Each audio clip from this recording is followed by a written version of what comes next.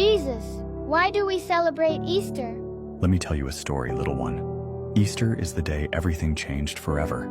The day love proved it was stronger than death. But how? It began during a week they now call Holy Week.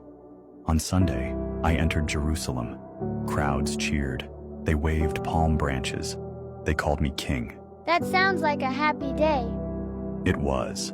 But the cheers didn't last long. By Thursday night, I sat at a table with my closest friends. I washed their feet to show them love means serving, not being served.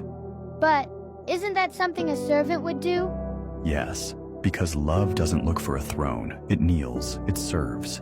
It lifts others higher than itself. And later that night, I was betrayed.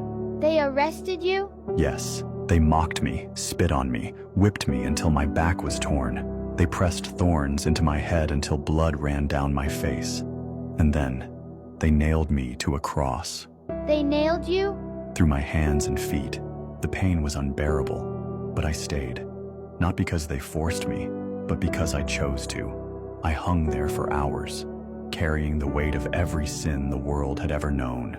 Why would you do that? So you wouldn't have to carry it alone, so every broken heart could be healed, so every sin could be forgiven.